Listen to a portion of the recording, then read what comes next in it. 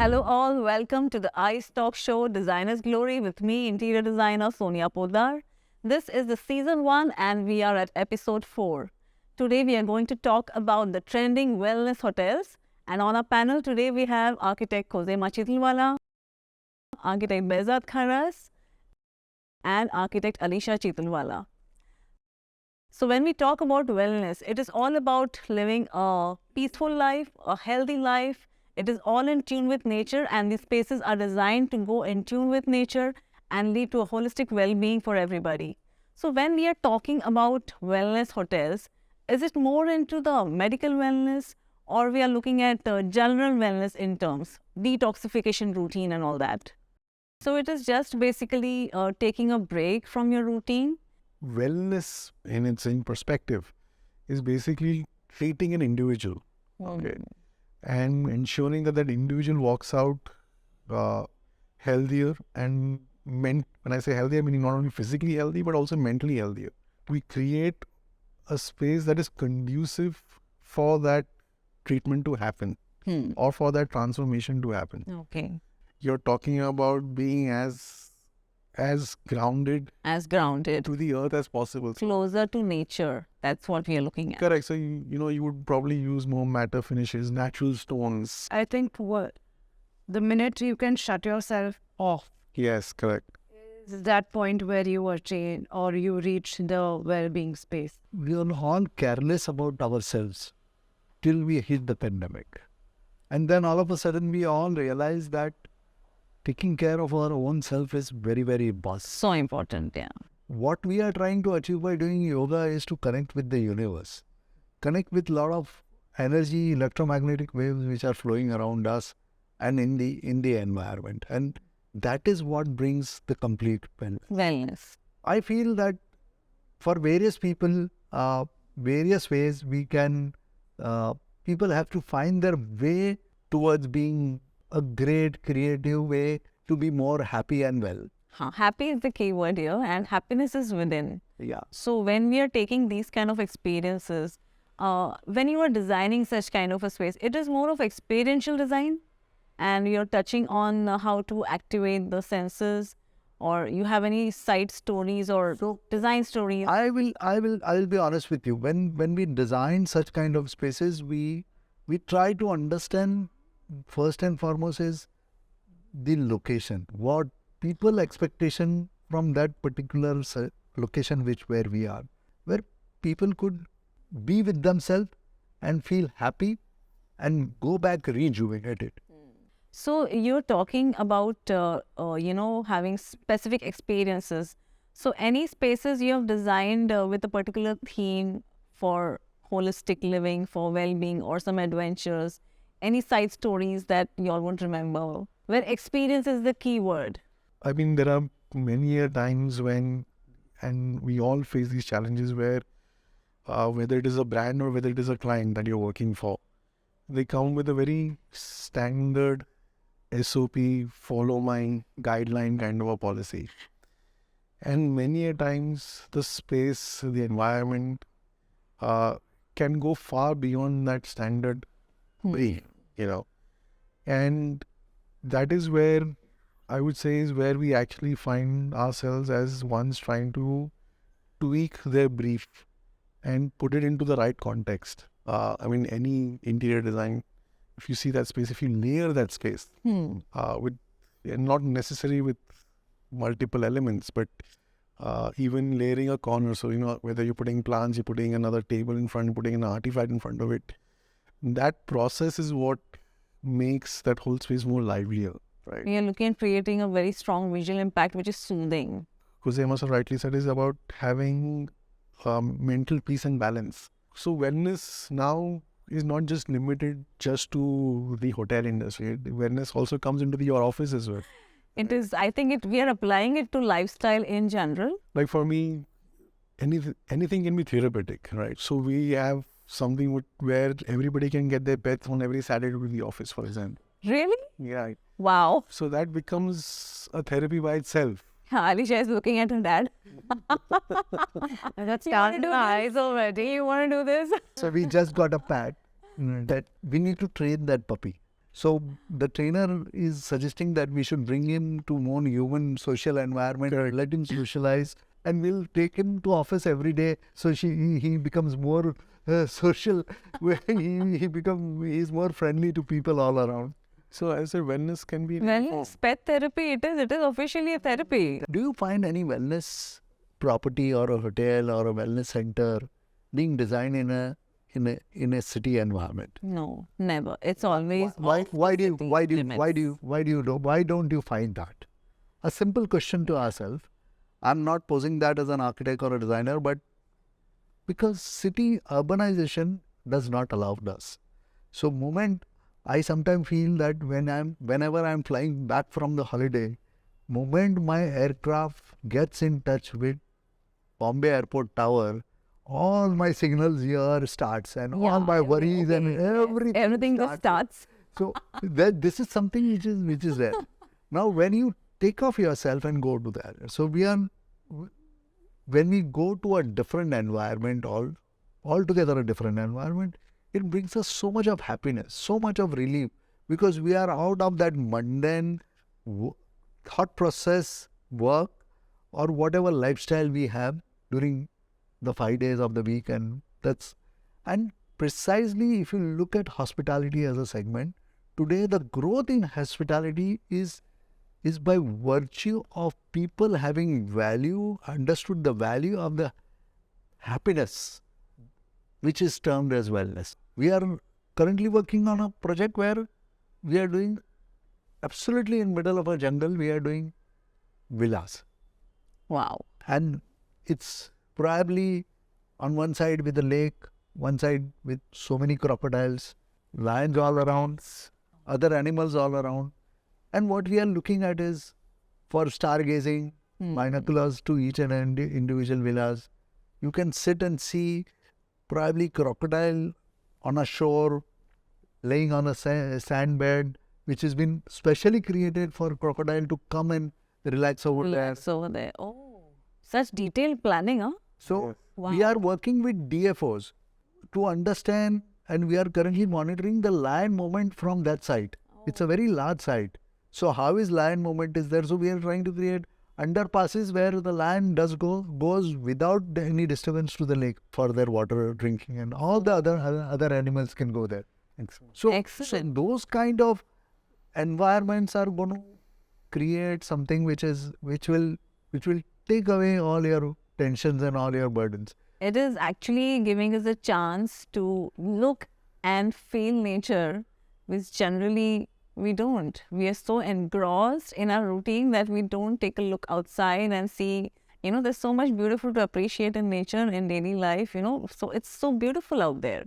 So when we are talking about creating experiences, how do you add elements that add or upgrade the level of, I would say, pampering oneself? Because generally when people go on wellness holidays, they want to spoil themselves, pamper themselves and take experiences. So we are talking about some technologies here. As a designer, what we've normally seen is that what is the kind of technology is that you're trying to disassociate and also try to reduce your dependence on using the air conditioner as well, right? Unless there's extreme heat during the afternoon or something like that. So I've seen many hotels and I've also experienced hotels where you can keep your windows open and have mosquitoes nets drawn, right? And just put the fan out on a very low speed and you still feel comfortable and cool enough. You adapt to the climate there. Correct.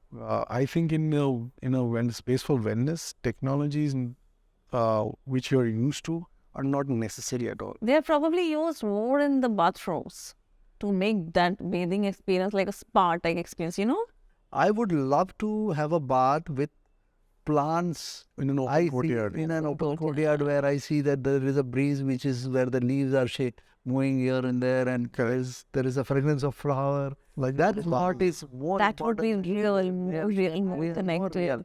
And listening to the sound of water maybe rattling through somewhere. Also, when we talk about bathrooms and how many of us literally sit in a bathtub? True. No one has the does time that. to. Yeah. Even if it's on a resort, I think I would rather go and get like a lovely massage and then take a shower, which would really make some difference to my body, than rather sitting in the tub of hot water and do nothing and gaze where. So there is nothing to gaze to and be happy and content to that space. So using that and adding that also really just doesn't, True. and I find it a waste of wood. But we are doing one project in Himachal.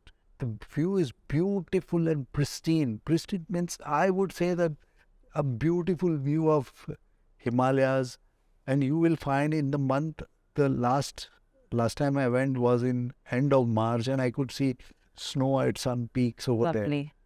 So, and post 4 p.m. there is a drastic change of temperature, and what we have given is a hot bathtub in the balcony. Now that makes sense. Absolute sense of using the space. I would love to do that. What we felt was, what I actually, when we were discussing and debating about it, we felt that this is an experience which I would love to have. It's like a spring bath, which you In fact, people. This is what is. This is what sells in Switzerland right now. Is like an Instagram point because there's a hot bath in the outdoors. So when we are talking about experiencing holidays, wellness holidays in geographical, plush, beautiful locations, there must be some stories or some concepts which you have picked up right from the geography of the place or some cultural essence of the place. So can you elaborate more on that? So, as I was just mentioning you, we are doing one beautiful resort in Gir Forest. When we started looking at the conceptualization level, when we started studying the actual location and other aspects of it, we realized that Gir fundamentally is by virtue of Maldaris, because of Maldaris. So, the Asiatic lions, largest collection of Asiatic lion which is there in Gir, that conservation has happened because Maldaris are staying along with them. And they are the ones who are monitoring their movement in a very detailed manner. So they are the ones who know that this particular lion or lioness has moved from this location to this location in search of food. Is it? So, and it's a fantastic network. Secondly, since they stay in the jungle, that tribe staying in the jungle itself, since the tribe is staying in the jungle, they have a lot of cattle. They are basically, they take the milk and they sell the milk.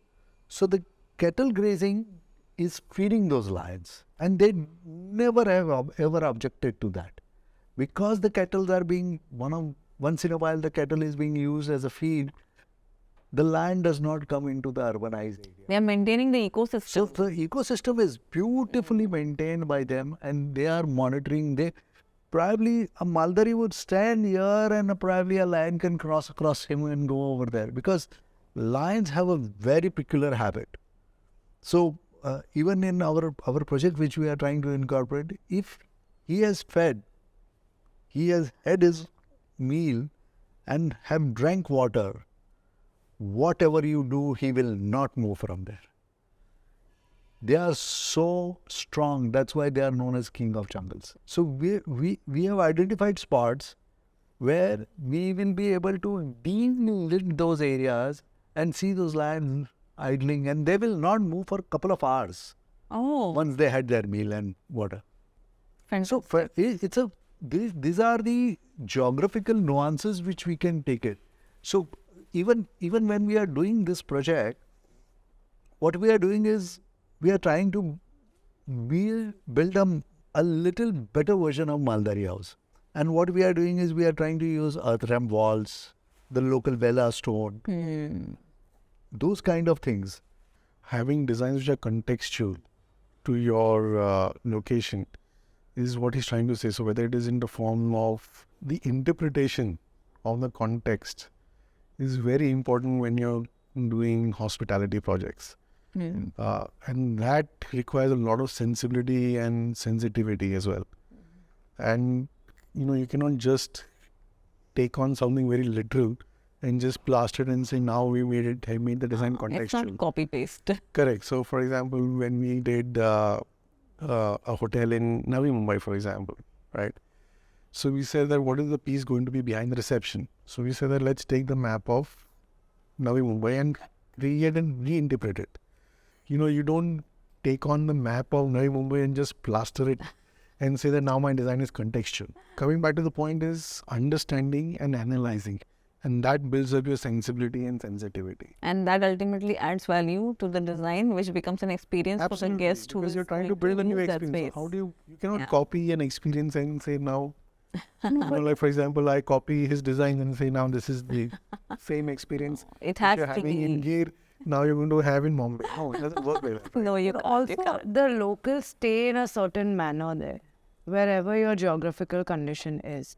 There is a certain way a few things are built, and we cannot ignore the fact that that is done for a specific reason due to that condition. So there, that needs to be taken in consideration and in value.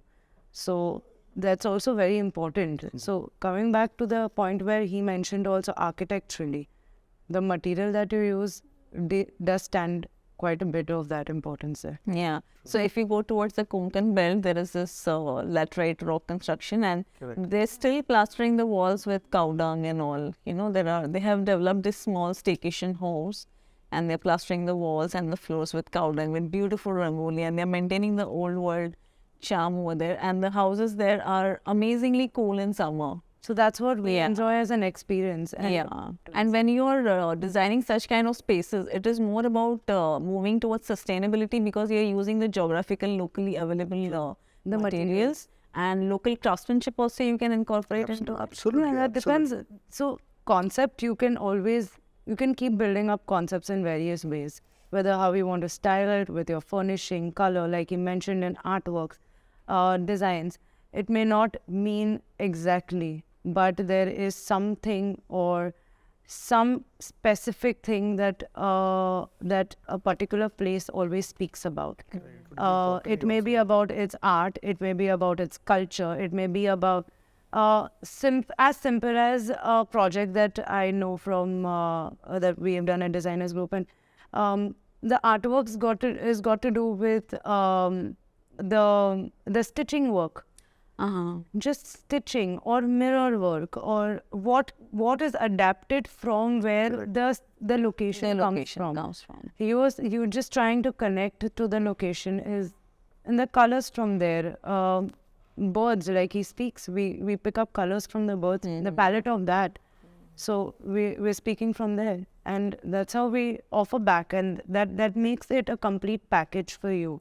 So when you're taking the flow from in to out, you are thinking about we are bridging the gap between the indoor and the outdoor, creating transparent walls with glasses, or just half level walls with a lot of plantations. Are you thinking about that kind of a design where you create pergolas and all, nice walkthroughs? Of course, there has to be. I believe in architecture. It is very important to give even the smallest open courtyard. Because that's where you connect the most. Basic commute corridor, an experiential corridor, to have just trees and water cascading or open ventilation that crosses through is more than enough for one to break away from your basic routine, mundane routine, to walk across, use another space. And ultimately they open out into communal areas, like where you exercise or where you're doing some local activities. Wherever it may be a spa. You may walk through from a reception to another banquet space, like we were just discussing on to another project. The smell of the plant that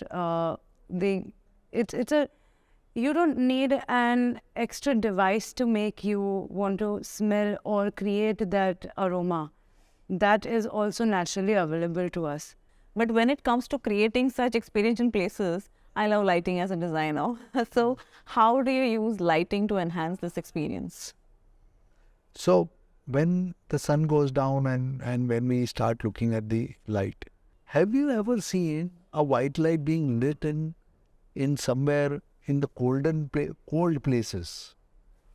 So fundamentally, what happens is when you are in an environment which is very warm, you need something which is very cool to your eyes, cool to your body, your systems and all. But those white lights, we got attuned with the tube light also, we could sleep.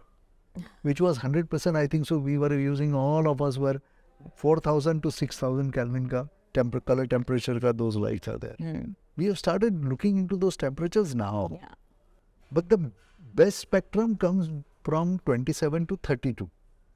That's where we are very close to the light, the ultraviolet light, the shadow sharpness, which is as brilliant as sun.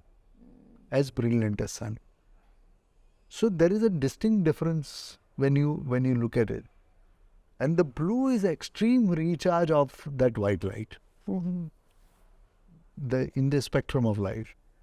If you are going to use white and blue, you are more energized, you are more active. Okay. Whereas the yellow gives you more peace, more calm, and it gives you more towards Soothing experience. And when you come to wellness and when you come to dimming and things like that, and when you talk about circadian rhythm and whatever fancy word you want to coin for all of this, eventually lighting has a purpose that you need to understand whether you are achieving that purpose through and using the right light for that purpose. Right light is important. Yeah. Right. Understanding light to enhance that space is also a very critical subject. I can tell you, like in my recent trip from Dubai, I'll tell you 2 hotels, big brands. One spa was like as if you entered into a commercial complex. Okay. The reception felt like I entered into a commercial complex, and then you go in for your massage, and the massage room also felt like some meeting room, for example, right? On the other hand, I went to one of the most fanciest resorts which had a Turkish hammam, and the experience and the lighting and the contrast of lighting was to another level, right?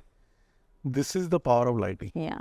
Lighting has amazing power in creating ambience and soothing your system, soothing your entire I can body. tell you by experience that lighting can make even the poorest of designs look Great. Absolutely. Absolutely correct. Correct. So as a Can make lighting it or break it. Yeah.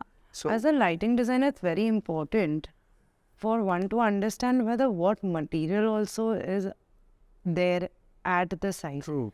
If you're not learning what is there and then what I specify is going to be a complete wrong thing. Each material has a reflective index, something that absorbs. Each material color behaves differently. So it's very important for a designer to always understand what is there and what we want to light. And then accordingly, it changes, the entire vibe of the space will change. You need to highlight some textures. Some Yes, material. stone's going to always act different. Wood will act different. Similarly, if I have an Italian marble, that's going to be way jazzy. see, I'll tell you one simple example. So just look at this table. The table here has got a shadow casting here, and this is by virtue of the light which has been placed here. Now this shadow would have been performed would be of different sharpness if the lights were of different color temperature. So the light has a very important role in highlighting each and every element. So for example, another example which I want to quote is, and I think so there is some partiality which has happened here. We 4 are sitting here and Sonia is looking the most perfect out of it because the light is perfect on her. Sir, is the light from within too? I glow from within.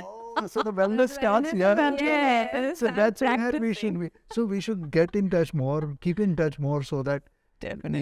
you pass on those. You need to be on all the positive. episodes. Yeah, all the auras and the positive energy we can share, and we can take some from you also.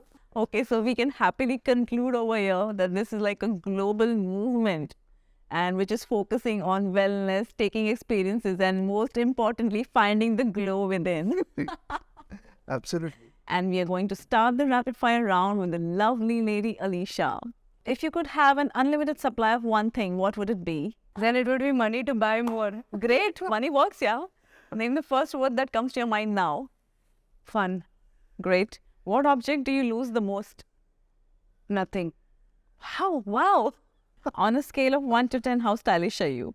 10. Wow. I would say 110. Thank you. I take that.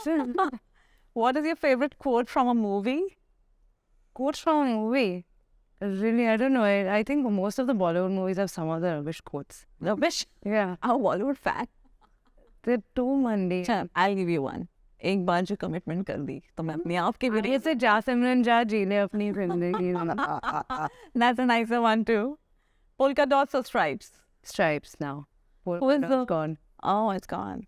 Who is the Minister of Women's and Child Development in India? I'm sorry. I would give it a pass before I'm Alia Bhatt. Do you know the answer?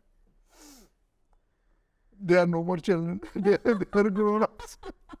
I don't know what Smriti Irani is doing. Smriti Irani, yes, we have to give it to him. Okay. Next one So is. he's more read in politics than Yeah. I'm really bad at politics. Let me see how much you know about the country more. Which is the national vegetable of India? ये भी है. Oh. गाजर. No. Kaddu. Hey, la. Okay, finish the line. Alisha Chitalwala is. Is the best. That's an awesome rapid fire round. And now we move on to the handsome gentleman here. Name a word that starts with the letter Q. Q. Q. What's the triangle with two sides called? Sorry? What is the triangle with two sides called? No-sided triangle. now. I like this answer. My God. That's where Hindi movies come around. Exactly, we're on the same page. Bollywood inspired. What was the actual answer? Isosceles triangle. Geometry, guys. Geometry. If your life was a story, what would it be titled? The man who made it the most. Wow. Oh, wow. Very nice. Very nice. If you had a time machine, which part of history would you go back to? The 80s. What? I was born then. Ah. So what's the craziest thing that happened when you were at school? Bleep, bleep, bleep, bleep, bleep. Can't reveal. Okay. Oh my God, we have to meet off the camera to understand that. Would you rather lose all your hair or gain 50% hair more? I don't mind losing all my hair. How many official languages do we have in India? Official, I think, is about 36. I'm not too sure, but I think somewhere around that figure. 22. 22. That was close. What's the best compliment you've ever received? You're very patient. Oh, you are? Yeah. Just now I gave you a compliment, but I thought you would say that. I thought you were just you're pleasing me. Why do I need to please? And describe yourself in one sentence. Honest, humane, and humble. Yeah, I think you're all three completely. That's true. Very well, very well. And now to the most charming gentleman. Compliment, huh? What was your first job? A kitchen. Kitchen. Wow. Any memory about that? Yeah. I climbed 23 floors when I was doing that kitchen because the lift had conked off and the lady who was my client, she was desperately waiting and shouting at me, "Where are you? You have been telling me for last 10 minutes that I'm here down there," and she never realized that he can't even take a lift. He does that even today? Just now also. So, yeah, I'm 5 minutes away. And he came after 45 minutes. Oh, yeah. Finish the phrase because he's so much into Bollywood. The way to my heart is. Way to your heart is, I don't know if I tell you something. Your heart, not mine, sir. Your heart. Way to my heart is, please get me a good design. Good design and food. Food. I thought it would be food. Okay. Work and food. So that's a fantastic rapid fire round. And what do you say? We have all winners over here. So big clap to everybody. Thank you so much. Thank you for that. And thank you for a wonderful show. Thank you. Thank you for it so well. Inviting I thought so it was a pleasure. Yes, absolutely. So thank you to our most lovely audience. Please leave your comments in the comment section and always stay tuned to ICE Talk Show Designer's Glory with me, Sonia Potdar. I will see you soon in the episode 5. Till then, bye-bye.